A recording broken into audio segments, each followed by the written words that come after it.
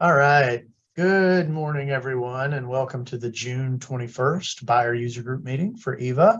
Excited to have such a large group with us today, especially as we kind of enter the summer months. And I know a lot of you guys are wrapping up and putting to bed, hopefully, all your year-end spend, which I know is a busy time for everyone.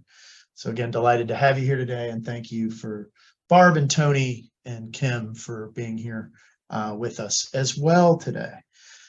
So moving into our agenda, quite honestly, a little bit of a light agenda today as we go into the summer months. Lots of work going on, but some of it is some behind the scenes things as we continue to do cleanup and fixes and all sorts of stuff that maybe doesn't have as much of a user-facing impact that would be talked about in a user group meeting, but data warehouse updates and field updates and architectural things that help us with performance and just kind of help us overall with what's going on with EVA. So that's kind of the lead into my first bullet there. I'm going to talk about some things we've seen in May and June. You're going to find the list is maybe smaller than you've seen in a while.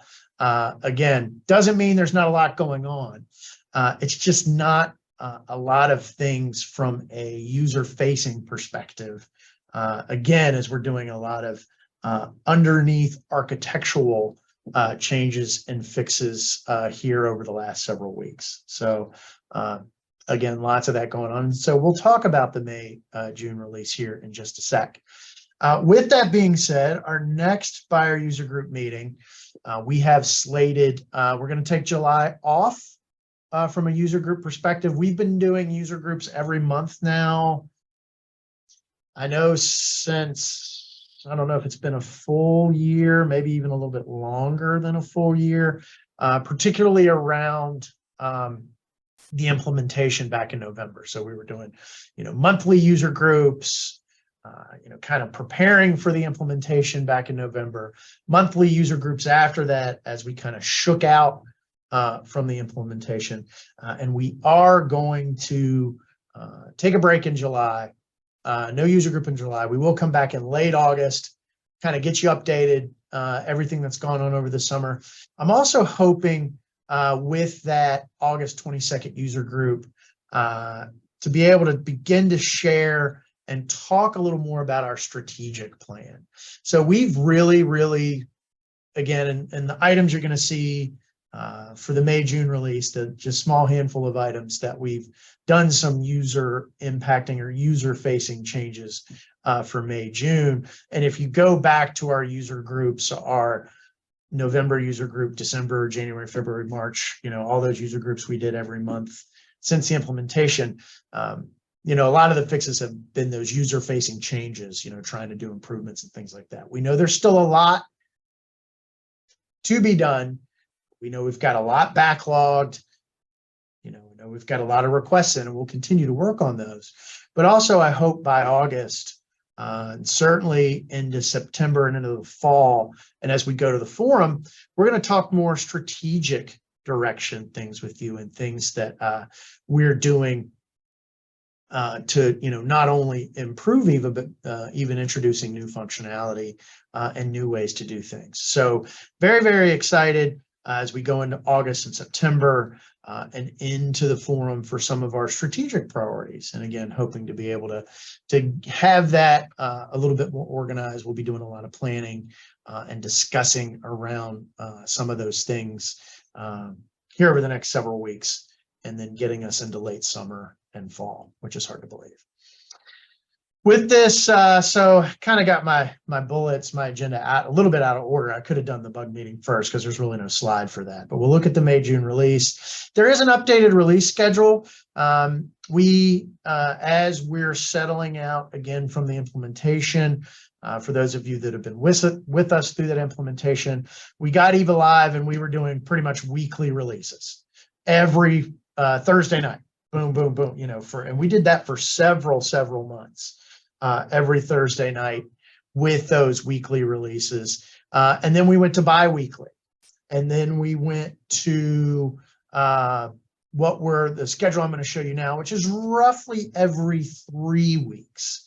So we're still pretty aggressive. That is, we used to do monthly releases back in our legacy system.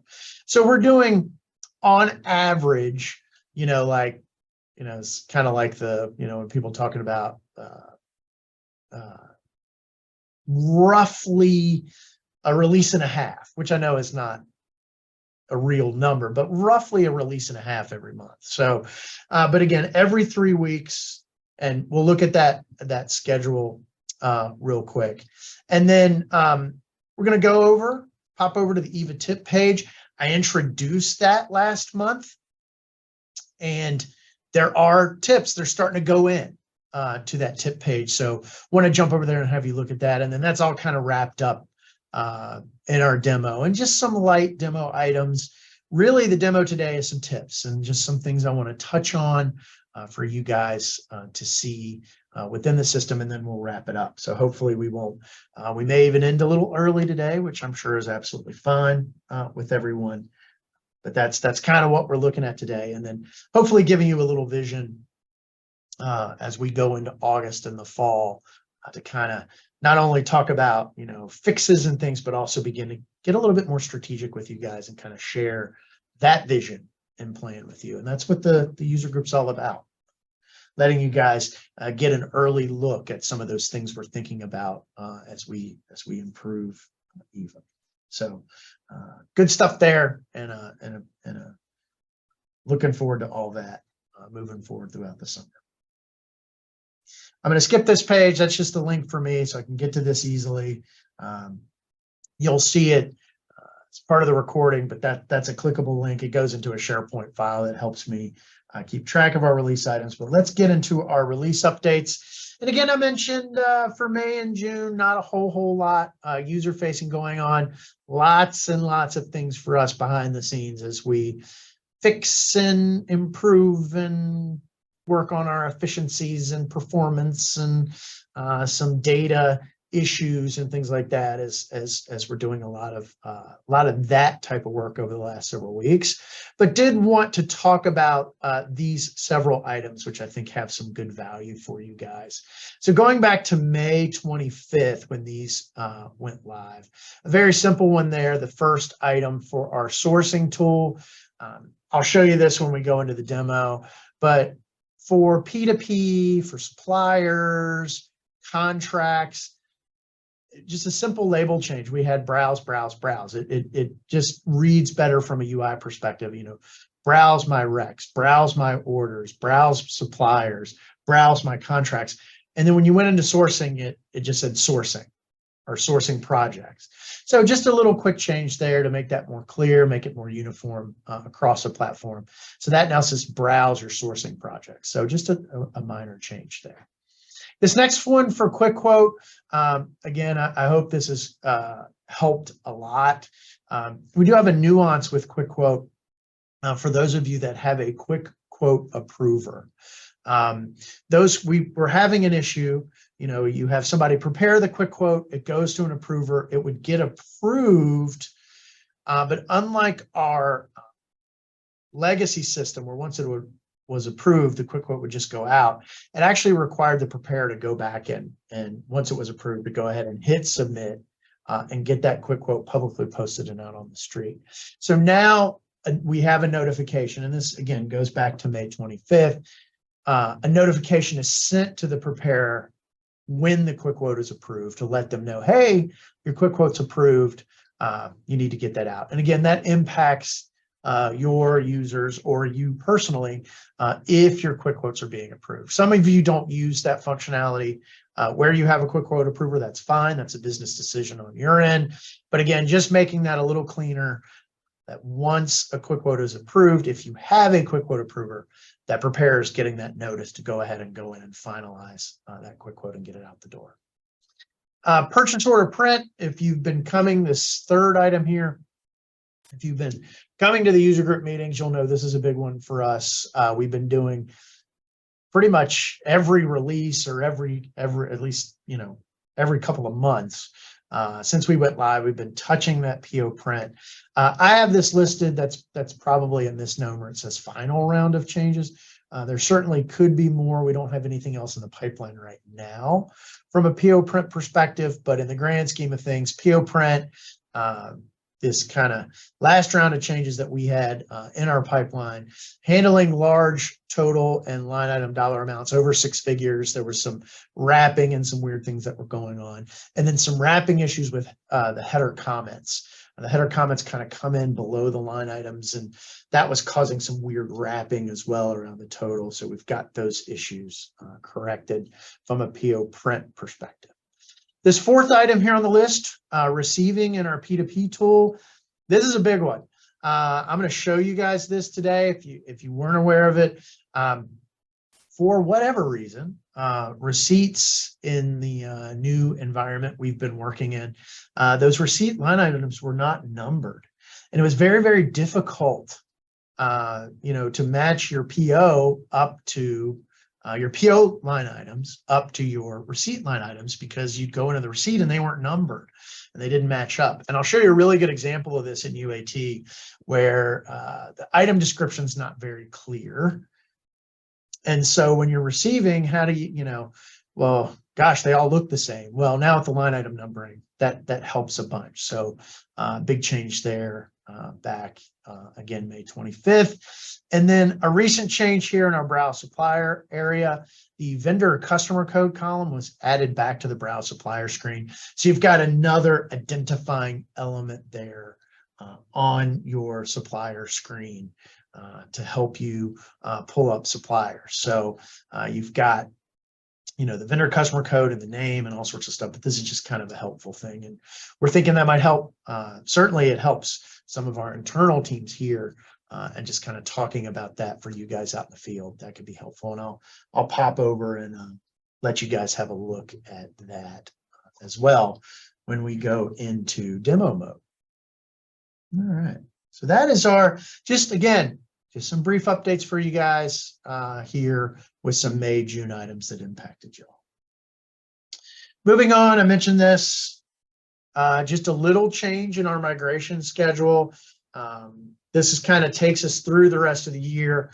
As we get into the November, December timeframe, we will set up our migration schedule for 2024, but this is what it's going to look like for us for the rest of the year. Again, it's roughly 3 weeks, give or take.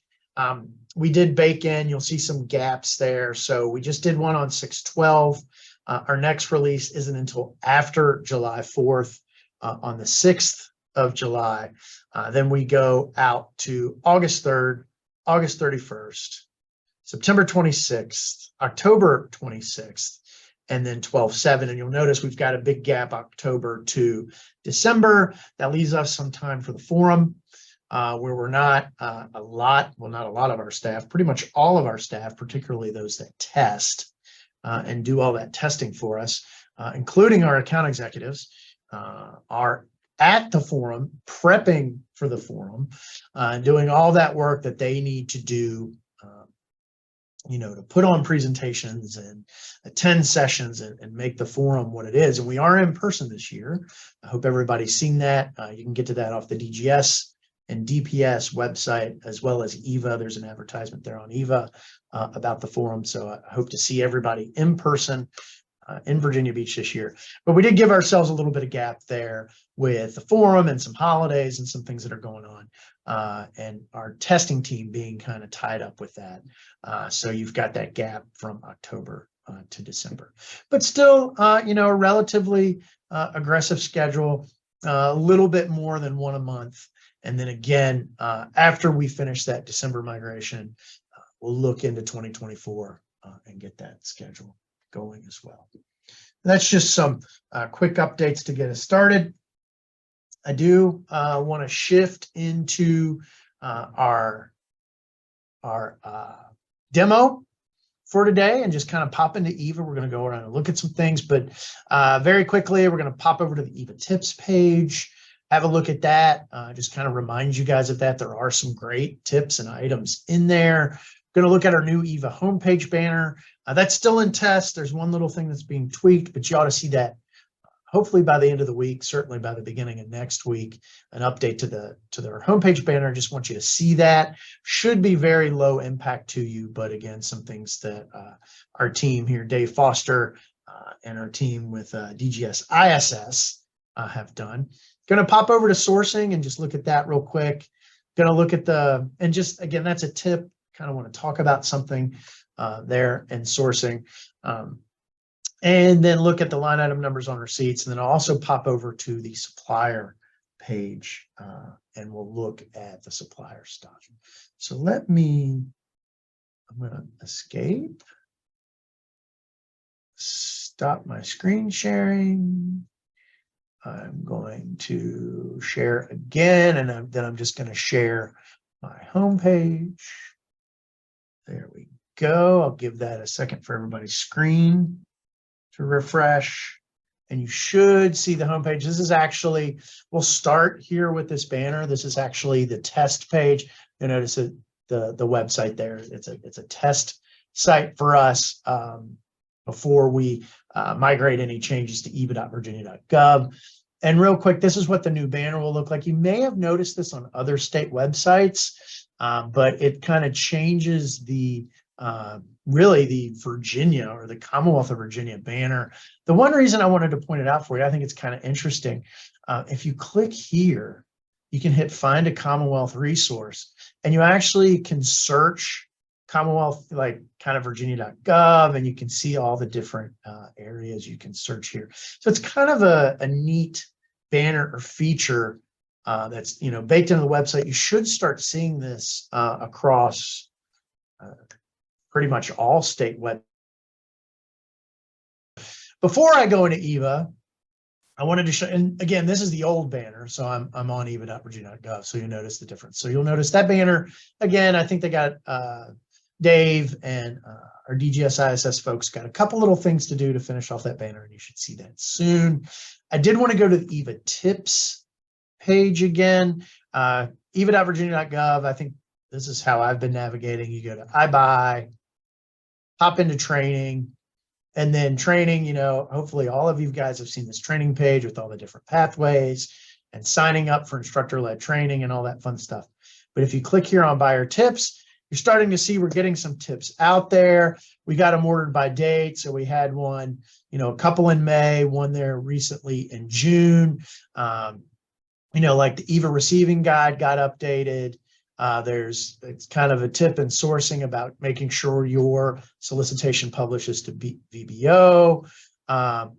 The kind of talked about the notification and buyers submitting quick quotes that require approval, and making sure that once it's approved, you go back in and do the approval.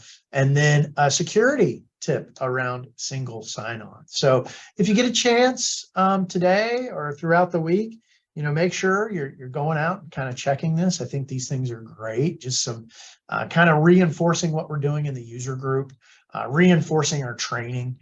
So very excited to continue, to get those tips in there. And those are coming from kind of our staff all over DPS, and Tony kind of championing that effort for us. So we appreciate Tony doing that for us. And again, hopefully very, very helpful stuff for you guys as well. To be able to go in and see those or share with your staff. So certainly use those in your own newsletters or things like that if you want to share those tips out to your staff that have EVA access, that are working in EVA.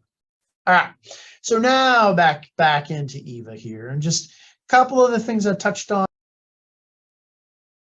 Kind of shifted into demo mode. I'll show you guys the new eva.virginia.gov homepage banner that should be coming in at some point, maybe the end of this week, early part of next week. Just something you're going to kind of see across all Commonwealth, and some pages are already doing that, Commonwealth of Virginia web pages. But again, just wanted you guys to see that. And then also navigated from eva.virginia.gov. You can go to iBuy for Virginia, training, and the EVA tips pages there. So please go check those out. Now we'll focus in EVA itself. And again, just some light things today on some stuff I want to touch on that I talked about from a release perspective. So the browse suppliers area, which we'll get to here in a minute, and I'll show you the little change we made there. But then again, browse browse. I'm just showing you search, browse, browse. So just some consistency there for sourcing. This used to just say sourcing projects. Now it's very clear that it's an action you can take.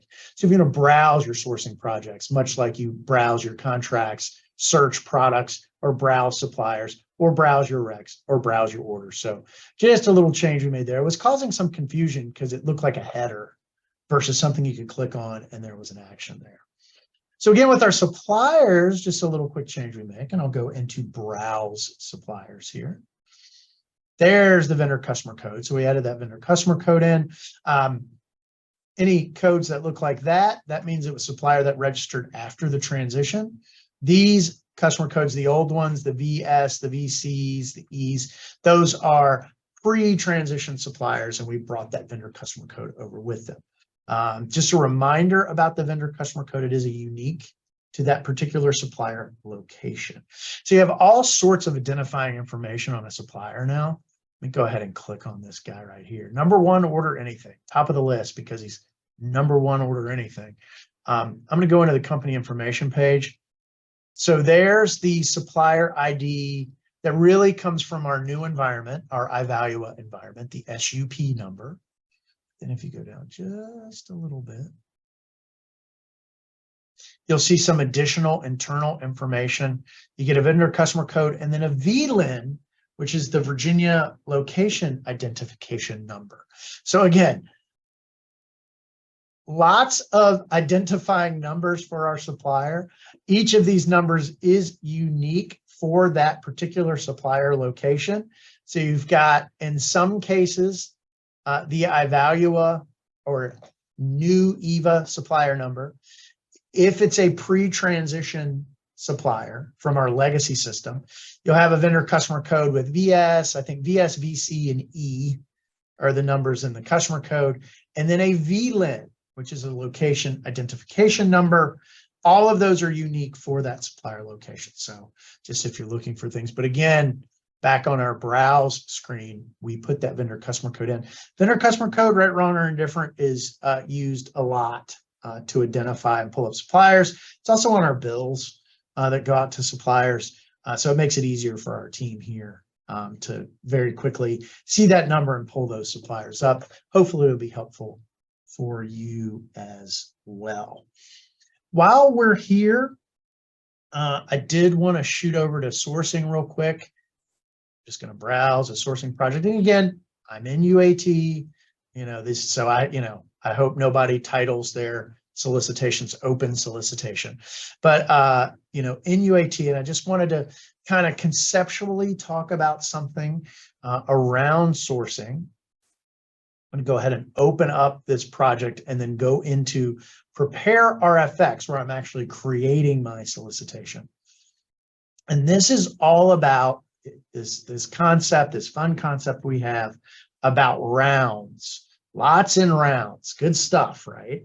Hopefully, if you're in the sourcing module and you've had some training around sourcing, you've got a little bit of an understanding about this, but a lot is a separate solicitation, right? So you can, within a project, you could have separate lots or individual solicitations. A round is a version or an amendment to a solicitation, okay? So in this case, I've got, for lot one, round one, and this very fancily named open solicitation, hit the drop down, I have done an amendment to this. So I had an original that started at 0, it was round 0. I had the original solicitation. It is marked as closed because you'll notice I did an amendment. You can see that on the screen right here.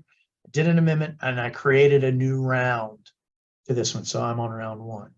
One of the things we are working on that we hope you guys will see very, very soon that you're using sourcing is putting some controls in place for you as an end user and for your end users so that you can only create an amendment under certain situations.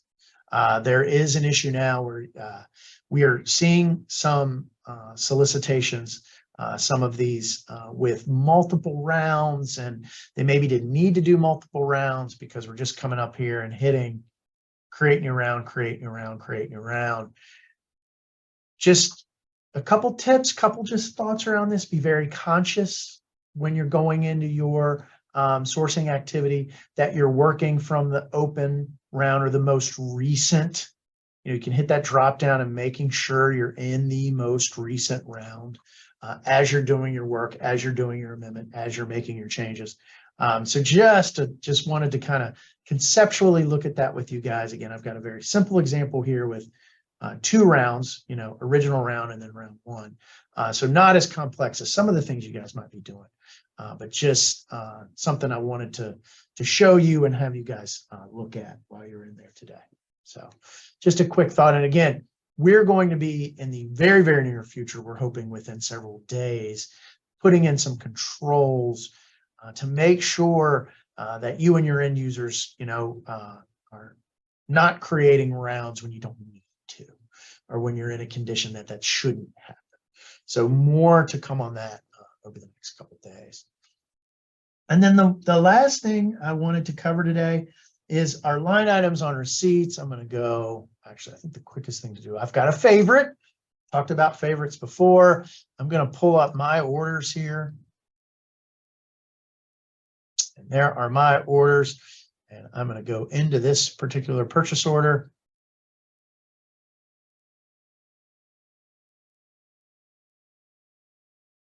And you will see that I have 3 line items here.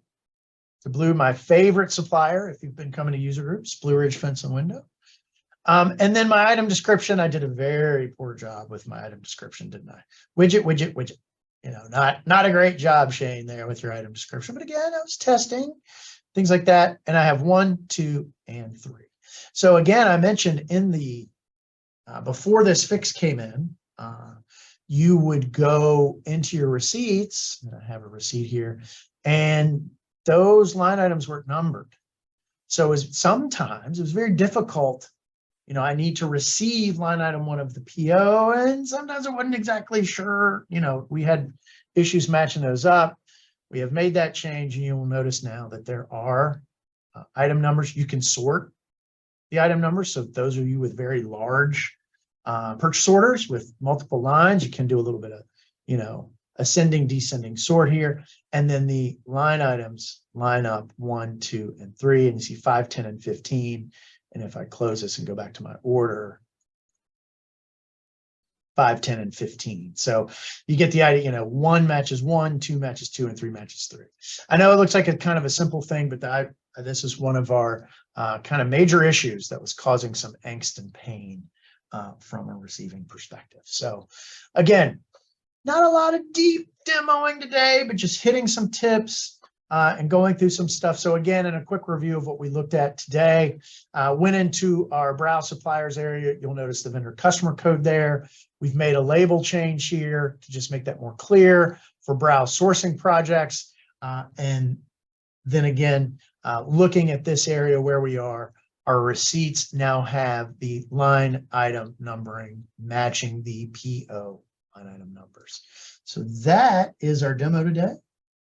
I will stop sharing, and that'll take us back to our kind of wrap up here. And I haven't looked at the questions yet, but Kim, I didn't know if there was any questions we needed to tackle here this morning.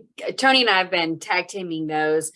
So the only question that is still in there is about the sourcing project. So a sourcing project may have multiple lots, was the question. It does. It could. It could. Now, again, a lot is a individual solicitation. So I think, and again, maybe one of you, maybe Tony has a better example, or Barb has a better example. But if you did a project, maybe it's, I don't know, for uniforms, and you were doing a solicitation for uniforms, and that is a project, and maybe you had various types of uniforms that you didn't put in the same solicitation. You might do separate solicitations for each one, right? Those, you may want to group those in a project. Now, that's not very typical based on what we did before, but that's the concept. You know, you've got a project that's overarching, and there can be multiple solicitations within the project. Rounds are all about within an individual solicitation. They call it rounds in our lexicon, but it's those amendments, you know, the changes we made. So. And then just another question, is there an ETA on the new blanket order functionality? And I know that, you know, the functionality exists. It was policy related as to why it was paused. Well, we did. So you have, whoever issued that question has a great memory. We launched with this option where the environment itself, the P2P, the requisition tool, had the ability to do blanket orders. We did disable that. We did disable that blanket order functionality. So if you're doing a blanket order, you're issuing a requisition and then getting that approved and having a subsequent purchase order, there is certainly the delivery date field is on there where you can enter that. And I believe that field is on the line items. So certainly that is there. Again, we do have, there is available to us blanket order functionality, but we are have temporarily disabled that while we make sure we have the right guidance and policies around doing blanket orders. And then one of the other questions is around reopening a PO. So if you have final delivery on your PO, then you've done all of your receiving. It's considered closed, but we don't offer the functionality for someone to hit a close button and close it out, because that makes it final. We can't revive it. So if you need to issue a change order or do something like that against the PO, you can do a return. Even when it's in final delivery, you can do a return and that'll open it back up for you. And if it's canceled, they're talking about reopening a canceled PO, they can always go back to the original requisition and duplicate the original requisition. But you'd have to do a new requisition. You can't. Yeah, if it's canceled, guys, that's no different than the past. Canceled is canceled. That's that you, when you cancel a PO, I'll state this differently. You've canceled a contract. So you would have to reestablish a new contract. Purchase order is a form of a contract, right? Or a form of purchase order is a contract. So canceling is so Tony's, the right guidance is there. You could go back to the original requisition, duplicate it, and reissue it, but you're issuing a new PO in that case. So you don't have to redo all your work if it was canceled in error, or you needed to reestablish that purchase order or that contract. But again, when you cancel, hey, that was the same way in the legacy system. Cancel was cancel. It's it's gone, and you would need to reestablish that under a new identification number. And then we also had a question about, again, back with sourcing and sourcing projects for lots under sourcing. Did Kim just freeze for you, Tony? Project. Are we able to? Yeah, she's going in now. She just dropped for me. Okay, So, I think she was talking about Marcia's question. Okay, go ahead. For lots under sourcing project, are we able to use the lot concept for different locations? For example, landscaping services for 4 different locations. Well, again, there is, so within the RFX itself, you can do some grouping. So if you have an individual solicitation, you can do some grouping for locations. Again, if you use the lot concept within a project, then that means you would create a separate solicitation for each geographical region. So technically, your suppliers would be bidding, if they needed to bid on multiples, they're submitting separate bids. So there's kind of 2 ways to tackle that. You could tackle that within one solicitation and doing some grouping of your line items, or you could do multiple solicitations within a project. And I think that is a wonderful question to chat about with your account executive and see what the best approach is. And then we didn't have anything additional in terms of questions. Did we lose you again? Right. Yeah, we did temporarily, and then I came back. I'm like a bad penny. I just keep turning up. Well, I'm glad you keep logging back on and joining us. No, it literally just keeps cutting me out. I have no idea. Technology is not my friend today. But we've Blame it on the through. rain. Blame it on the rain. I There you am. go. We are soaked and windblown around here in my parts. So that is all of the questions that we received, both through the chat and through the Q&A. And we have just 10 minutes to 11, so we can go ahead and wrap up early if that satisfies everybody's needs today. Excellent. And guys, again, I know Kim was probably going to do this, but I'll jump in front of her. The next meeting for the user group tentatively slated for August 22nd. I wish everybody a wonderful and relaxing summer. And then, we'll catch you guys there at the end of August and get ourselves geared up going into the fall. And I don't know if we lost Kim again. Oh, there she No, is. I'm here. Look, I'm back. I'm back. All right. Thank you guys so much for your time, attention, attendance, participation, all the great questions. If you have unresolved questions, please use that buyer assistance form. There was a state holiday, so please bear with us as we get caught up on tickets. I know I personally have been helping get some of that caught up, and our folks do our best to always get to you within a business day or two, but sometimes for unforeseen circumstances, we're taking a little bit longer. So we apologize in advance if there's any inconvenience there. And we look forward to having you join us in August. You guys enjoy the rest of your day and the rest of the week. See you soon.